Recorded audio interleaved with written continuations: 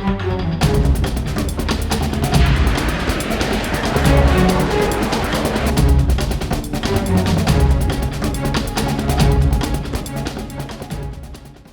और यूक्रेन के बीच तनाव है, लेकिन आज हम आपको ये बताने वाले हैं कि अगर रूस जो है यूक्रेन पर किसी भी तरफ से हमला करता है तो वो 5 कौन से हथियार होंगे जो उसके इस पूरे मिशन को अंजाम देने के लिए सबसे आगे होंगे, यानी कि सबसे आगे और सबसे ज्यादा इस्तेमाल कौन से हथियारों का रूस कर सकता है।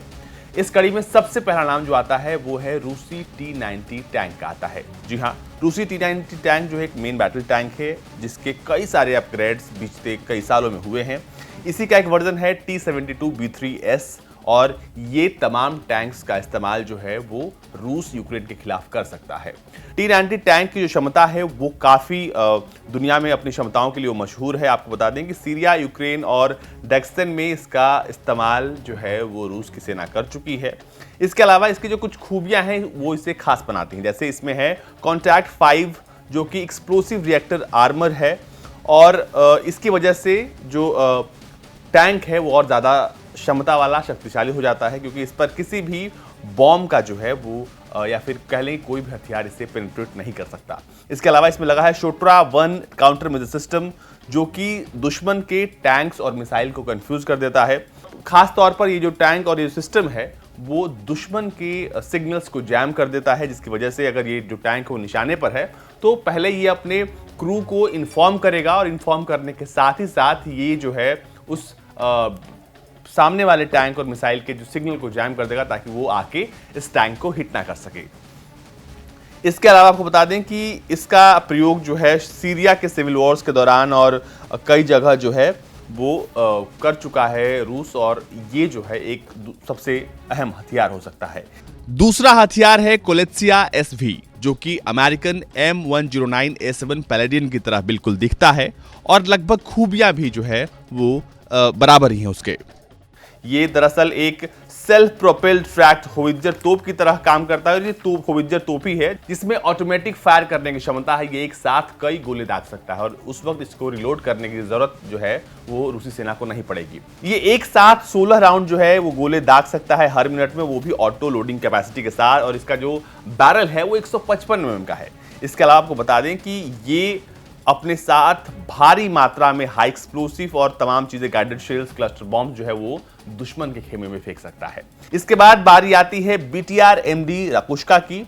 आपको बता दें कि ये जो गाड़ी है इसमें आराम से बैठकर रूसी सेना के लोग किसी भी क्षेत्र में जा सकते हैं।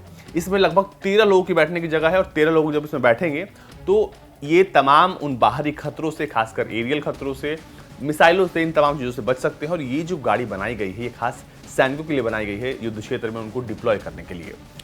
इसमें सबसे जो खास बात है वो ये है कि इस गाड़ी पे जो है एक साथ 13 सैनिक बैठ जाएंगे और इसमें एक रिमोट कंट्रोल 7.62 mm की गन लगी है और ये उस गन के साथ साथ 30 mm का ग्रेनेड जो है वो भी लॉन्च कर सकता है। यानी कि अगर किसी को टारगेट करना हो तो जो 13 सैनिक बैठे हैं अंदर, वो अंदर ही बैठे रहेंगे और अंदर से ही वो दुश्मन पे जो है निशाना लगा सकते हैं। यानी कि ये दुश्मन के निशाने से सीधे तौर पर जो है वो बच जाएंगे और वो जो काम है उसका अंदर बैठ के ही तमाम कर देंगे।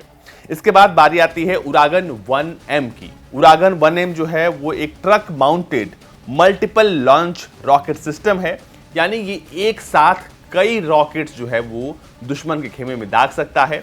आपको बता दें कि इसकी क्षमता है वो है 12 क्विक फायरिंग लॉन्च ट्यूब्स है इसमें, और ये 300 mm के रॉकेट्स जो है वो 17 पाउंड के वॉरहेड के साथ दाग सकता है।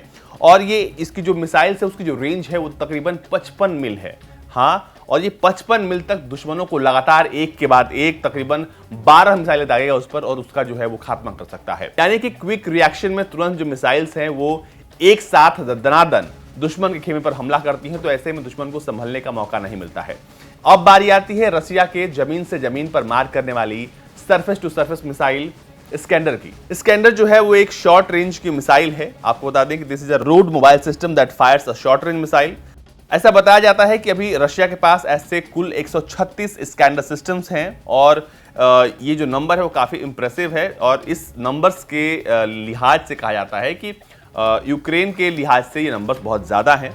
आपको बता दें कि एक साथ इस पर दो जो है मिसाइल्स वो ट्रक पर ला दी जा सकती हैं और एक साथ इनको लॉन्च करने में जो पूरा वक्त है वो तकरीबन 16 मिनट लगता है। 16 मिनट में ये मिसाइल जो है लॉन्च करके फायर करती हैं और आपको बता दें कि इसके वॉरहेड्स पे आप हाई एक्सप्लोसिव से लेकर क्लस्टर और बंक बस्टिंग वाले बॉम्ब भी लगा सकते हैं। अब जो मिसाइलें दागी जाएंगी वो काफी सुपरसोनिक स्पीड की होंगी, इसके बाद इवेसिव फीचर्स वाली होंगी, तो ऐसे में जो यूक्रेन का एयर डिफेंस सिस्टम है वो इनको पकड़ नहीं सकता, यानी कि इनको वो न्यूट्रल नहीं कर सकता। तो ये वो 5 हथियार थे जो रूस यूक्रेन के खिलाफ इस्तेमाल कर सकता है। आपको बता दें कि रूस और यूक्रेन में लगातार तनाव है। तनाव को कम करने के लिए नाटो के जो देश हैं वो रूस से बातचीत और कह लें कि दोनों के बीच गर्मा गर्मी का माहौल है, लेकिन मौजूदा वक्त में यूक्रेन इस बात को सीधे तौर पर नकार रहा है। हालांकि वो अपने यहाँ के लोगों को सेना की ट्रेनिंग जो है वो देना वो शुरू कर चुका है। हालांकि युद्ध होगी या नहीं इस बात पर फिलहाल अटकलें लगाई जा रही हैं कि युद्ध ना ही हो, ये पूरी दुनिया चाहती है, क्योंकि अगर युद्ध हुआ तो सिर्फ ये 2 देशों का युद्ध नहीं होगा बल्कि ये पूरी दुनिया के लिए एक विश्व युद्ध हो सकता है।